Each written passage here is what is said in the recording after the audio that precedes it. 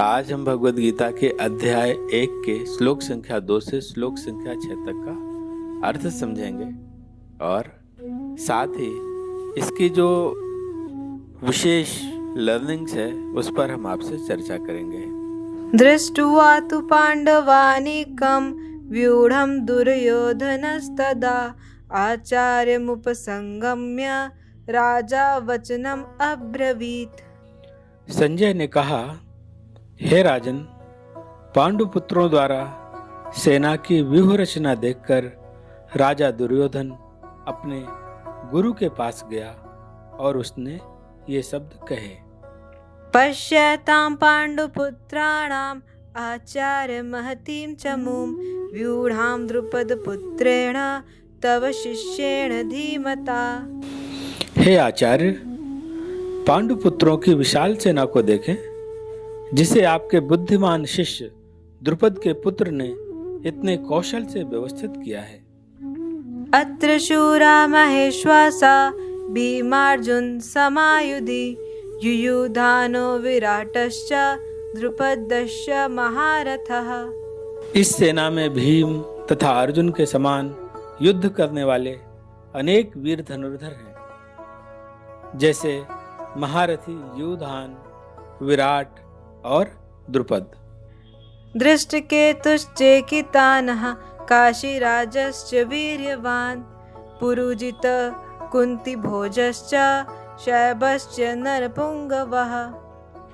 इनके साथ ही धृष्टकेतु, चेकितान, काशीराज, पुरुजित, कुंतीभोज तथा शैब्य जैसे महान शक्तिशाली योद्धा भी हैं। युधामन्युश्च विक्रांत उत्तमौजश्च वीर्यवान् सौभद्रो द्रौपदेयश्च सर्व एव महारथाः। पराक्रमी युधामन्यु, अत्यंत शक्तिशाली उत्तमौजा, सुभद्रा का पुत्र अभिमन्यु तथा द्रौपदी के 5 पुत्र, ये सभी महारथी हैं। श्लोक संख्या 2 में संजय बताते हैं कि राजा दुर्योधन अपने गुरु द्रोण के पास गए और द्रोण से कहते हैं कि देखो आचार्य, आपके बुद्धिमान शिष्य जो कि द्रुपद का पुत्र है, उसने कितने कौशल से इस विशाल सेना को जो पांडवों की है उसे व्यवस्थित किया है। तो यहाँ पर 2 बातें बहुत महत्वपूर्ण हैं जो समझने योग्य हैं कि एक तो द्रोण है। द्रोण ने किसको सिखाया था? द्रुपद के पुत्र को, जिसका नाम था। महाभारत में हम यह सब जानते ही हैं कि राजा द्रुपद गुरु द्रोण से नाराज हुए और गुरु द्रोण को मारने के लिए उन्होंने यज्ञ से एक पुत्र को उत्पन्न किया जिसका नाम था धृष्टद्युम्न। और आज यही धृष्टद्युम्न पांडवों की सेना के सेनापति हैं। और मजे की बात यह है कि राजा द्रुपद ने अपने पुत्र धृष्टद्युम्न को युद्ध की शिक्षा लेने के लिए गुरु द्रोण के पास भेजा और गुरु द्रोण ने धृष्टद्युम्न को अपना शिष्य स्वीकारा, और स्वीकारा ही नहीं, उसे युद्ध की सारी जो विद्या है, जो ज्ञान है, वह सब जो उन्हें पता था सब उन्होंने धृष्टद्युम्न को दे दिया, जबकि उन्हें पता था कि धृष्टद्युम्न उनके वध के लिए ही उत्पन्न किया गया है।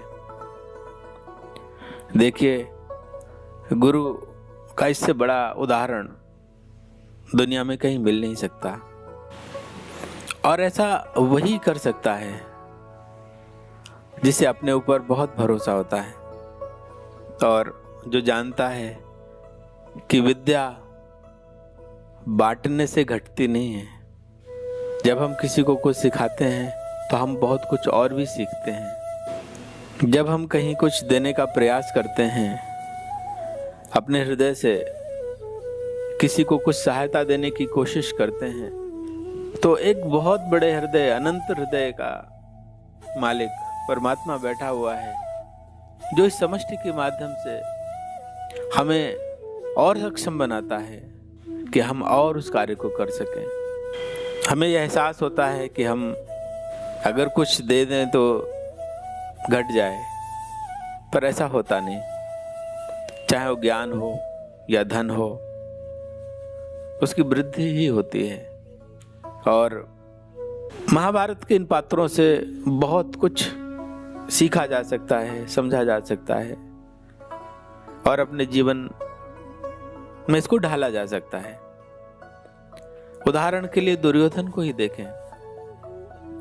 दुर्योधन वैसे बहुत बुरा व्यक्ति है और महाभारत के युद्ध में संजय राजा दुर्योधन बोल रहे हैं, क्योंकि वास्तव में धृतराष्ट्र को ही वो रिप्रेजेंट कर रहे हैं। लेकिन दुर्योधन बुरा होने पर भी देखिए कैसे इस चर्चा को प्रारंभ कर रहा है। वो कह रहा है कि देखिए आचार्य, पांडुपुत्रों की इतनी विशाल सेना को देखिए, जैसे आपके बुद्धिमान शिष्य द्रुपद के पुत्र ने इतने कौशल से व्यवस्थित किया है। और आगे पांडवों के जो अन्य योद्धा हैं, महारथी हैं, उनके रण कौशल की तारीफ कर रहा है।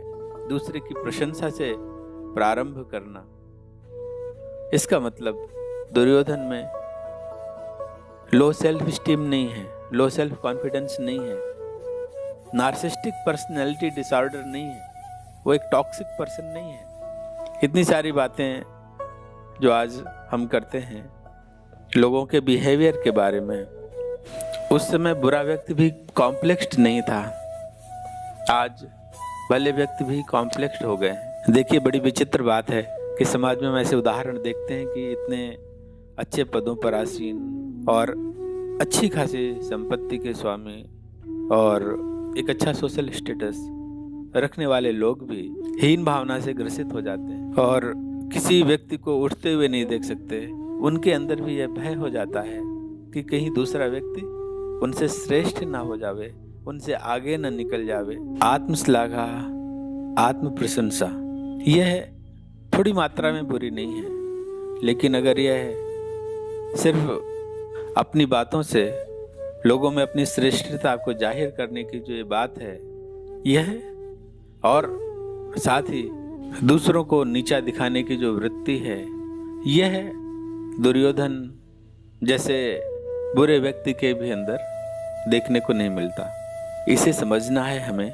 ऐसा इसलिए भी हो सकता है कि लोगों में सेल्फ डाउट है और बाहर से आरोपित करने का ये सब प्रयास हो। ज़्यादा क्षमताओं के साथ इस मनुष्य शरीर को भगवान ने उत्पन्न किया है, उसको ना पहचान करके ही व्यक्ति इस तरीके की पर्सनैलिटी डिसऑर्डर पे पहुंचता है। वास्तव में अगर हम ध्यान से देखें तो भगवद गीता जो महाभारत के अंदर के श्री कृष्ण और अर्जुन के बीच की चर्चा है, वहाँ पर जो बहुत सारे पात्र हैं वो हमें उनके जो ट्रेट्स हैं वो हमें बहुत अच्छी बातें सिखा सकते हैं। जैसे आज हमने गुरु द्रोण के ट्रेट की बात करी, दुर्योधन की ट्रेट की बात करी। दुर्योधन में कोई सेल्फ डाउट नहीं है और सेल्फ डाउट से सेल्फ वर्थ की ओर जाने का जो मार्ग है वो हमें समझना होगा, क्योंकि हमारा जीवन सेल्फ डाउट पे तो नहीं है और हम कितने वर्दी हैं। भगवान ने हमें समस्त गुणों से पूर्ण उत्पन्न किया है, अपने गुणों को पहचानना है। आज हम देखते हैं कि लोग जब अपने बच्चों को पढ़ा रहे होते हैं तो वो कंपेयर करते हैं, पेरेंट्स कंपेयर करते हैं, तो बच्चे खुद को कंपेयर करने लगते हैं। अब बच्चे जब कॉम्पिटिटिव एग्जाम्स की तैयारी करते हैं तो उसी कंपैरिजन के कारण उनके अंदर लो सेल्फ एस्टीम का जन्म होता है, लो सेल्फ कॉन्फिडेंस आता है और बहुत ज़्यादा इंफीरियरिटी कॉम्प्लेक्स उनके अंदर आ जाता है और यह इतना बढ़ जाता है कि वो कई बार सुसाइड कर लेते हैं। ऐसी घटनाएं हमने देखी हैं और यह मात्र कॉम्पिटिटिव एग्जाम तक सीमित नहीं है, ये लाइफ के हर क्षेत्र में हम देखेंगे। जिस कंपटीशन पे बहुत कम लोग पहुंच पाते हैं, जैसे इंडियन इंस्टीट्यूट ऑफ टेक्नोलॉजी और मेडिकल के एग्ज़ाम्स, जिसमें लाखों में कुछ बच्चे पहुंचते हैं, वहां पहुंचने के बाद भी वहां पर फिर दूसरों से कंपेयर करते हैं, फिर वही low self esteem, low self confidence, और वहाँ पे भी इतनी ऊंचाई पर पहुँचने के बाद भी, इतनी क्षमतावान होने के बावजूद भी सुसाइड कर लेते हैं।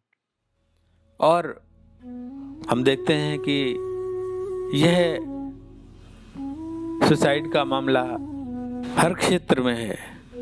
प्रसिद्ध लोग, बहुत फेमस लोग, बहुत धनवान लोग, बहुत बुद्धिमान लोग, ऐसा कैसे हो पाता है? ऐसा तभी हो सकता है कि जब सेल्फ वर्थ बहुत लो हो जावे, लगे कि हमारा जीवन तो अब किसी काम का ही नहीं। सामाजिक दृष्टि से चाहे स्थिति कुछ भी हो, पर आंतरिक दृष्टि से अपनी वर्थ ही ना लगे, तभी तो जब कोई वर्थ नहीं तो उसको मिटा देने में भी क्या हानि है। तो ऐसा समझना बहुत ज़रूरी है कि बहुत वर्दी बनाया है भगवान ने, और कोई एक क्षमता में कमी व्यक्ति को कमज़ोर नहीं करती, यदि वह इस बात को गहराई से देखे और अपने प्रयासों को जारी रखे।